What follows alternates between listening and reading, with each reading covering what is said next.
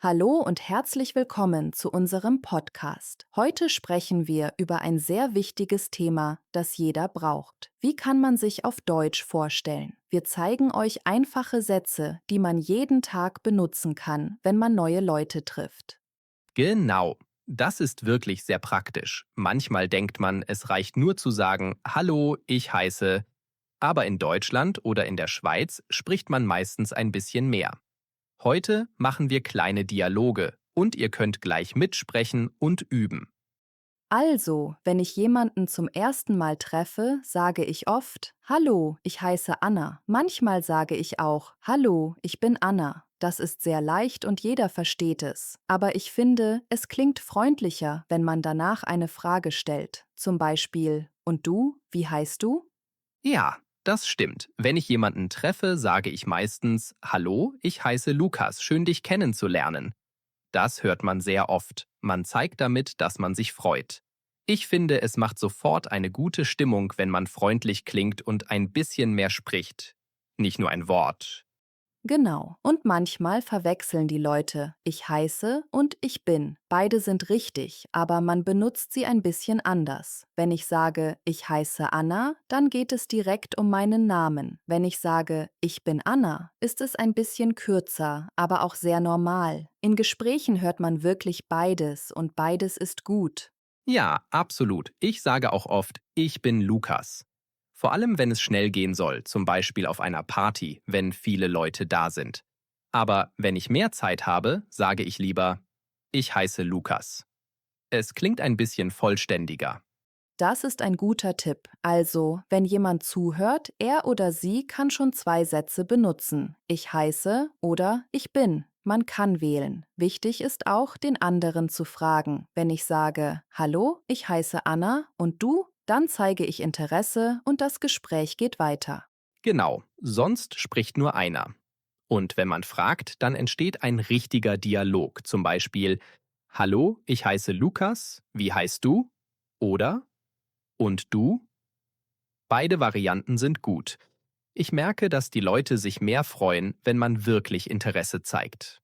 Ja, und in deutschsprachigen Ländern ist das sehr üblich. Man sagt auch gerne noch, schön dich kennenzulernen. Oder wenn man höflicher sein will, schön sie kennenzulernen. Das ist ein Satz, den man wirklich sehr oft braucht. Ich benutze ihn fast immer, wenn ich neue Menschen treffe. Stimmt.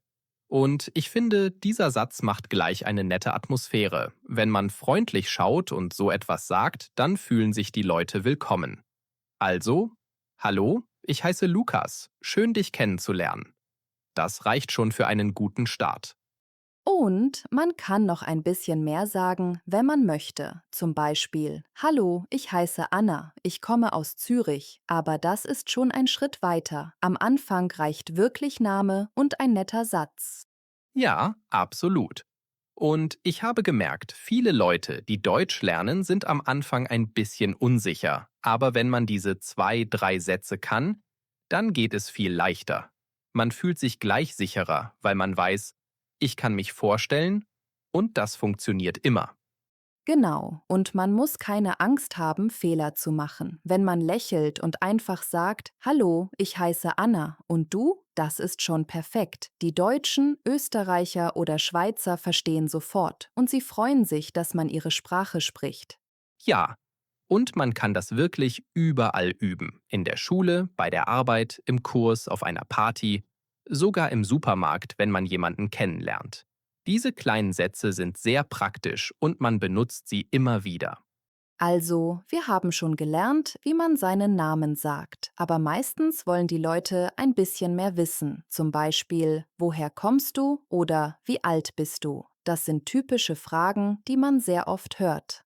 Ja, genau. Und es ist auch ganz normal, das zu fragen. Ich sage zum Beispiel oft, ich komme aus Deutschland. Oder wenn ich im Ausland bin, sage ich komme aus Berlin. So wissen die Leute gleich, woher ich bin. Ich finde, dieser Satz ist wirklich sehr praktisch. Viele Leute sagen am Anfang, ich bin Ukraine oder ich bin Schweiz. Aber das ist nicht richtig. Man muss sagen, ich komme aus der Ukraine oder ich komme aus der Schweiz. Das klingt sofort richtig. Ja, das ist eine typische kleine Fehler.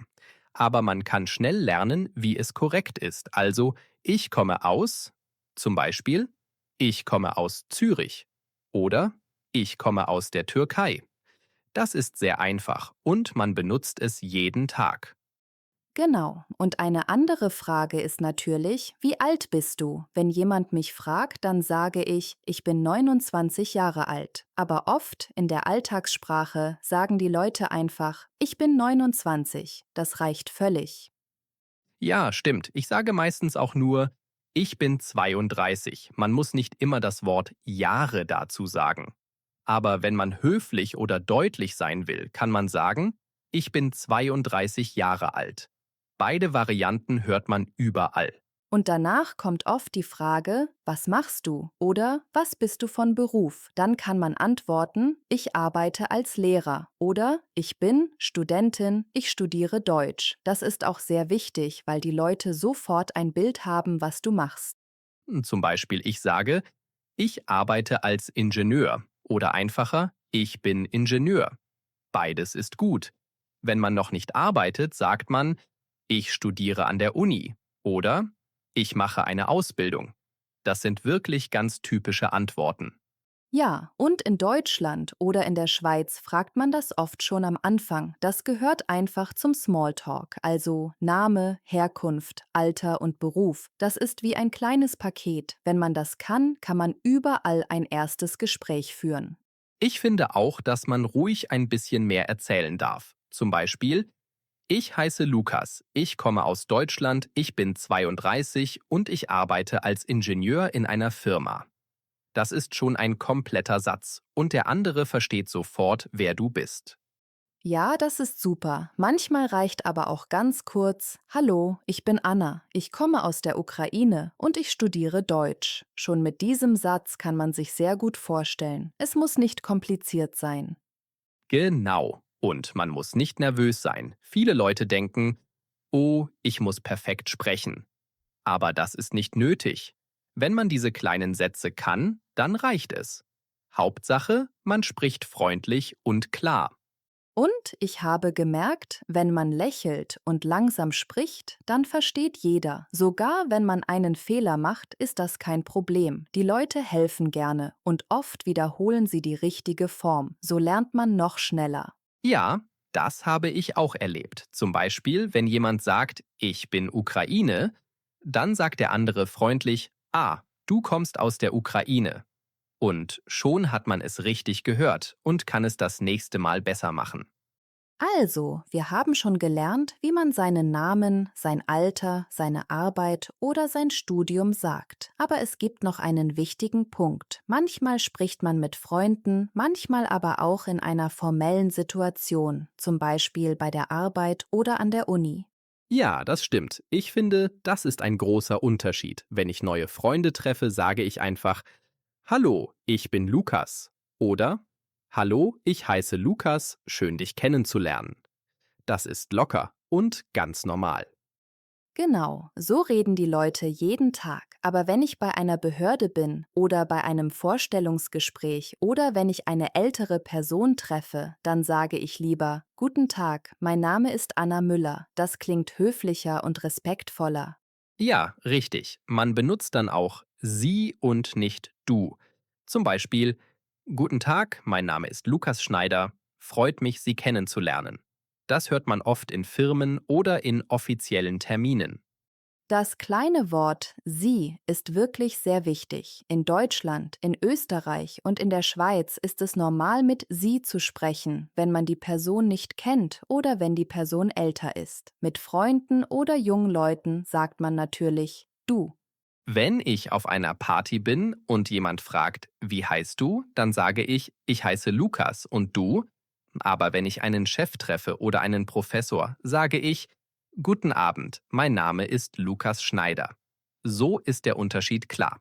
Ja, und manchmal merkt man, dass Leute von Sie auf Du wechseln. Das nennt man Du anbieten. Zum Beispiel sagt jemand, wir können gern Du sagen, und dann darf man den Vornamen benutzen. Das ist im Alltag sehr üblich.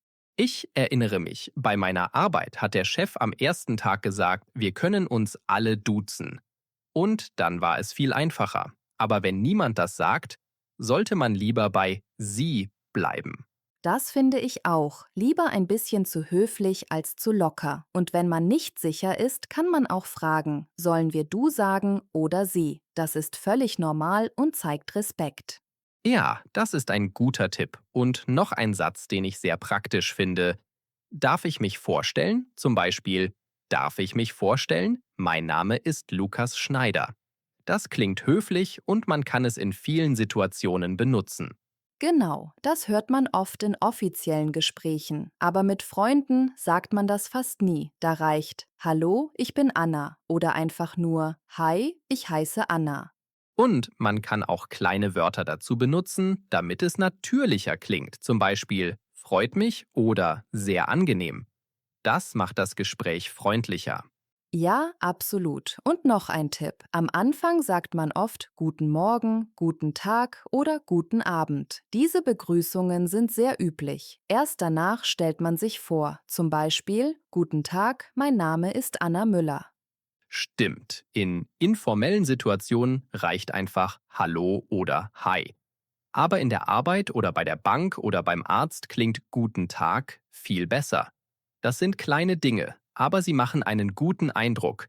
Und genau das ist wichtig. Wenn man die Situation richtig erkennt, dann wirkt man sicherer. Mit Freunden locker, mit Fremden höflich. So funktioniert es in den deutschsprachigen Ländern. Ich denke, jetzt haben wir ein komplettes Bild.